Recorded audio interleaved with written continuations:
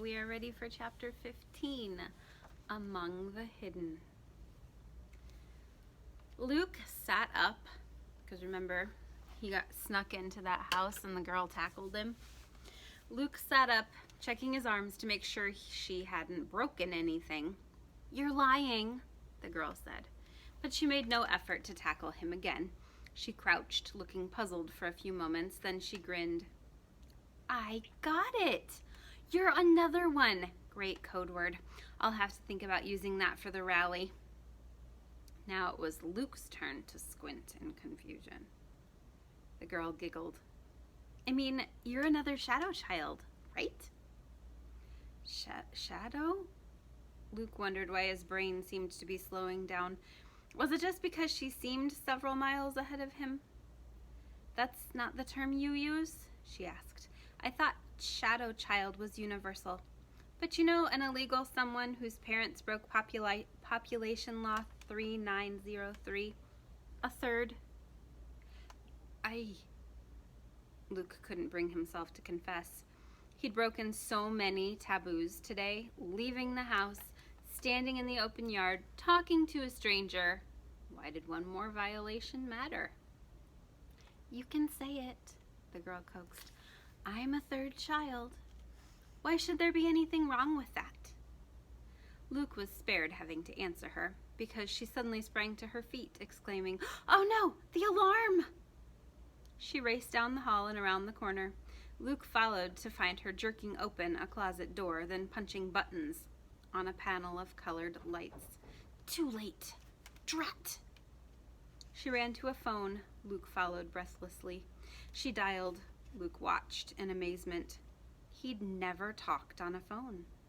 His parents had told him the government could trace calls, could tell if a voice on a phone was from a person who was allowed to exist or not. "Dad, I know. Call the security company and get them to cancel the alarm, okay?" Pause. "And might I remind you that the penalty for harboring a shadow child is $5 million or execution, depending on the mood of the judge?" She rolled her eyes at Luke while she listened to what seemed to be a long answer. "Oh, you know, these things happen." Another pause. Yeah, love you too. Thanks, Dad." She hung up. Luke wondered if he should run back to his house immediately before the population police really did show up. "They can find you now," Luke said, "just from the phone." The girl laughed. "They say, but everybody knows the government's not that competent." Luke started inching toward the back door just in case. "But there really was an alarm?" he asked. "And you have security guards?" "Sure. Doesn't everyone?" The girl took another look at Luke. "Oh, maybe not." She winced apologetically as soon as she'd said that. Luke decided to ignore the insult. "Do the security guards know you're here?" he asked. Lost my place. Hang on. "Of course not," the girl said. "If they came, I'd have to hide. Personally, I think my family just has the alarm system to make sure I stay in the house. They don't know I can disable it. But," she gave him an evil grin, "I set it off sometimes just for fun." "That's fun?" Luke asked. He thought another third child would understand him, be just like him. This girl sure wasn't. "Aren't you scared the guards might find you?" "Not really," the girl shrugged. "And see, doing it on purpose every now and then helped us today. My dad didn't really even ask why the system needed to be stopped. He just thought it was me making trouble again." In a twisted way, she kind of made sense. But trying to figure everything out made Luke's head hurt. He glanced toward the door. If he could just get safely home, he'd never complain about being bored again. Here, he felt as baffled as Alice in Wonderland from one of the old books in the attic, or he remembered something he'd read in a nature book. Maybe he was like the prey of a snake that hypnotized its victims before it ate them. He didn't think the girl would hurt him, but she might keep him confused and fascinated until the population police or the security guards or someone else arrived. The girl saw where he was looking. "Am I scaring you?" she asked. "Shadow kids can be so jumpy. You're safe, you know. How about if we start over? Would you care for a seat? What's your name anyway?" Luke told her. "Nice to meet you," the girl said, shaking his hand in a way that made him feel like she was kind of making fun of him. Then she led him to sit down on a couch in the room he'd first entered. She perched beside him. "I'm Jen. Really, it's Jennifer Rose Talbot, but do I look like a Jennifer?" She shook her head and spread out her arms as if Luke should understand something from her rumpled sweatshirt and messy hair. Luke frowned. "I don't know," he said. "I don't know any Jennifers, just Matthew and Mark and Mother and Dad." He knew his parents' real names were Edna and Harlan, but he wondered if he shouldn't keep that secret, just in case. Probably he shouldn't have even mentioned Matthew and Mark, but he was surprised into it, thinking suddenly about how there was a world full of people outside his house, with a world full of different names he'd never heard of. The girl said. "Then I have to explain. Jennifer's supposed to be, like, really girly and prissy, so the joke's on Mom. She wanted some frilly little girl she could put in lacy dresses and sit in the corner, like a doll." She paused. "Are Matthew and Mark your older brothers?" Luke nodded. "So you've never met anyone outside your immediate family?" Luke shook his head no. Jen looked so amazed he felt he had to defend himself. "And you have?" he asked, with almost the same taunting voice he sometimes used with Mark.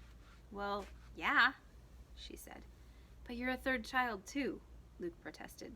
"A shadow child, right?" He suddenly felt like it might be easy to cry if he let himself. All his life he'd been told he couldn't do everything Matthew and Mark did because he was the third child. But if Jen could go about freely, it didn't make any sense. Had his parents lied? "Don't you have to hide?" he asked. "Sure," Jen said. "Mostly. But my parents are very good at bribery, and so am I." She grinned wickedly. Then she squinted at Luke. "How did you know I was the third child? How did you know I was here?" Luke told her.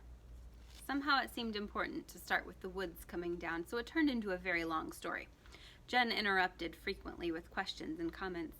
"So you've never been away from your house except to go to your backyard or barn? You've stayed inside for 6 months? And, gosh, you must really hate these houses, huh?" And then when he got to the part about seeing her face in the window, she bit her lip. "My dad would kill me if he knew I'd done that. But the mirrors were messed up. And Carlos bet me I didn't even know what the weather was outside. And..." "Huh?" Luke said. "Mirrors? Carlos?" Jen waved away his questions. "Luke Garner," she answered solemnly, "you have come to the right place. Forget that hiding like a mole stuff. I'm your ticket out." Chapter 16. "Want any more potatoes, Luke?" Mother offered that night at supper. "Luke?" Her voice got more insistent. "Luke?" Luke jerked his attention back to his family. Mother was holding the bowl of mashed potatoes out to him. No," Luke said. "No thanks, I've still got some." "More for me," Mark crowed. Luke tuned them out again. He'd barely eaten his first serving of potatoes. He'd been so busy thinking about his secret visit to the Sports family house. He couldn't believe he'd dared to go. Just the thought of his run through their yard made his heart beat fast. Remembering fear and pride, he'd really done it. And then meeting Jen was amazing. There was no other word for it. He was so overwhelmed with wonder at everything he'd seen at her house, everything she'd told him, that he started to say, "Did you know that, Jen?" At the last minute, he clamped his teeth shut, holding the words in. He thought he'd burst. He could feel his face flush red with the effort of keeping still. He bent his head low over his plate so nobody would see. How could he ever manage to keep Jen secret? But he had to, because if he told, they'd forbid him to go back. And he had to go back. "We'll set up a signal," Jen had said. "Something I can see." "But you don't have vents to look out like I do," Luke protested. "You can't look out the windows." "Oh, when the mirrors work, it's not a problem. Look." She took him over to a window near the sliding glass door and showed him a mirror that reflected a wide view of the Talbots' backyard and the landscape beyond. It showed just the corner of the Garner's barn, but when Jen turned it a bit, the entire Garner house came into view. Luke wondered if his parents could set up the same kind of system. Then he looked at the mirror again and decided it might be expensive. And anyway, how would he explain where he'd gotten the idea? "So let's see," Jen said. "A signal. I've got it. How about if I look out every morning at 9, and if you can come over, you shine a flashlight at me. I'll shine one back if everything's safe." "We don't have any flashlights," Luke said. "Not that work, I mean." Jen frowned. "Why not?" "We haven't had any batteries in, 4 or 5 years," Luke explained. In fact, he felt proud even to remember what a flashlight was. Okay, Jen said. "No flashlights, no computer." "Oh, we have a computer," Luke said. "My parents do, and I think it still works. But it's in Dad's office in the front of the house, and I'm not allowed in there. And anyhow, I'd never be allowed to touch the computer." He remembered once when he was very young, maybe 3 or 4, and he'd followed Mother into Dad's office while she was cleaning.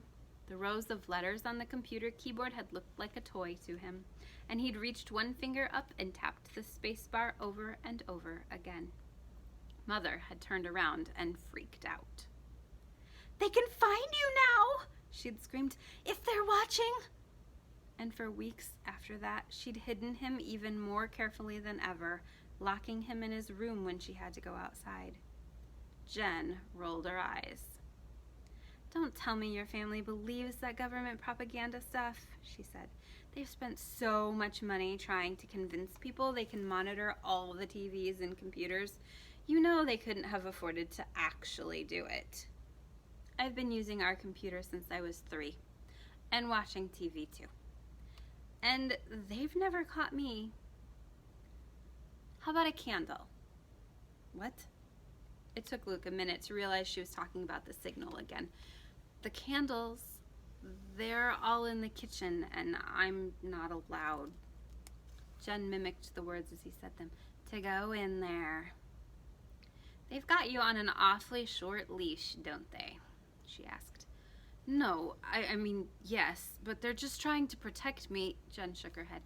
"Yeah, I've heard that one before. Ever hear of disobeying?" Luke started defensively. "I'm here, aren't I?" Jen laughed. "Got me. But listen, if you can't do candles or a flashlight, how about just turning on a light that I can see?" Luke was quicker this time, figuring out that she was still talking about the signal. "The one by the back door," Luke said. "You can't miss it." He wasn't allowed to turn that on either, but he didn't dare say, "not allowed," again. Now Luke toyed with his mashed potatoes. His entire conversation with Jen had been like that. She'd mocked, made fun. He defended, but she always got her way. Of course, he defended her to himself. She knew and had seen so much more than him. After he'd finished his story on the couch, she'd told him hers. "First," she said defiantly, "my parents had me on purpose. 13 years ago. Mom already had Bull and Braun from her first marriage." "Your brothers?" Luke asked. "Yes. Bulletin and Brownlee. Really, but what kind of names are those for knuckleheads like them?" Mom was going through some snobbish upper-class phase with husband number 1. "She's had more than one husband?" Luke asked. He didn't know that was possible. "Sure," Jen said. "Dad, who's really my stepdad, is number 3. Luke found that so confusing, he just kept his mouth shut. Anyhow, Jen said, Mom was dying to have a little girl, so when she and husband number 2 got together, she went and paid some doctor lots of money so she could get pregnant.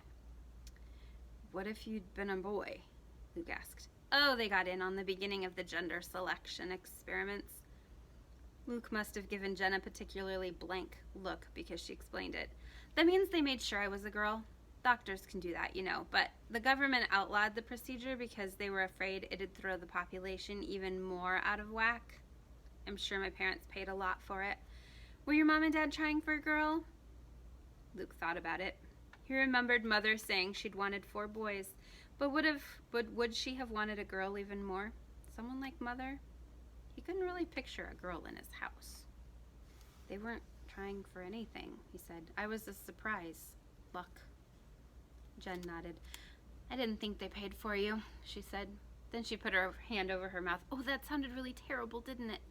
I didn't mean anything by it. It's just, you're the first person I've met who wasn't a baron. How do you know I'm not? Luke asked stiffly. Well... Jen waved her hand in a way that made Luke even more aware of the contrast between his ragged flannel shirt and patched jeans and Jen's perfect house. Look, don't be mad. It doesn't matter. Or maybe it does, but I think it's cool that you're not a baron. You can help me even more. Help? Luke asked. With the rally, Jen said. She bit her lip. Should I... there's no way you could be an infiltrator, is there? Can I trust you? Of course you can, Luke said. He felt insulted again.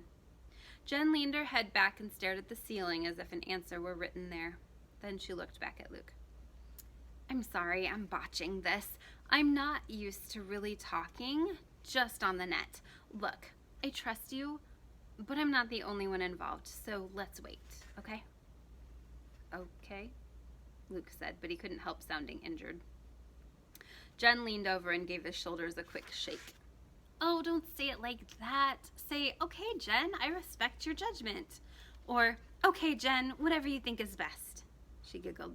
That's what Dad tells me I should say when I disagree with him. Can you believe it? Lawyers.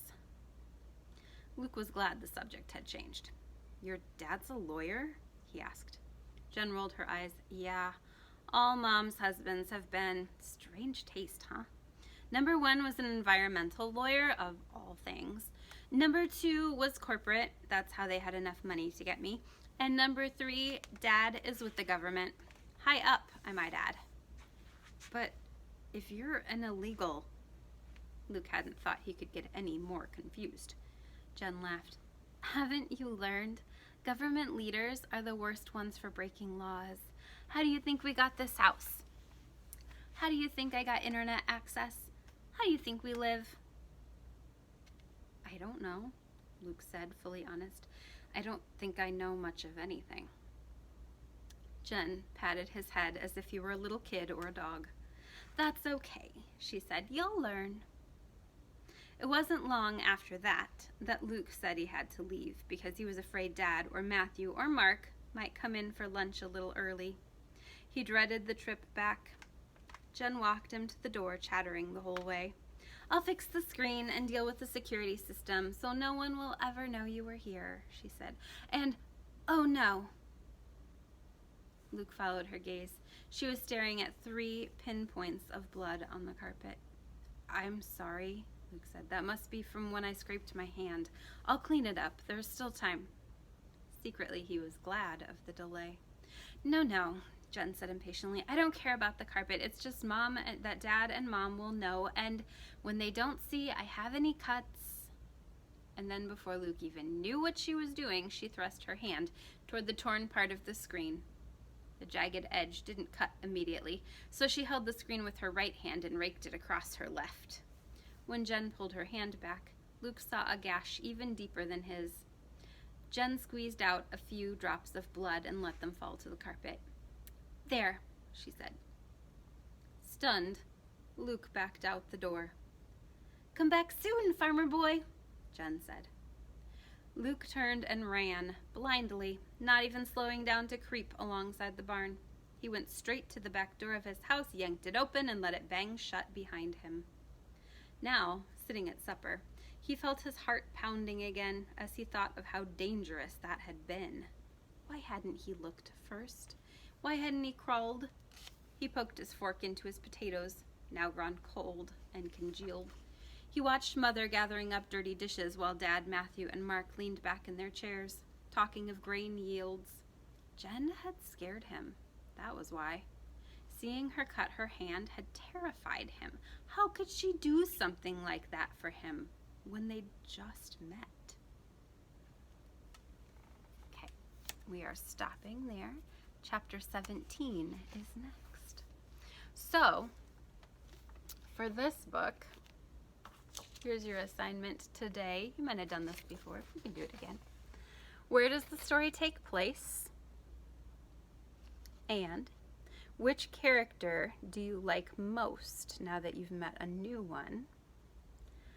Which character do you like most so far, and why? Let me know. What do you think?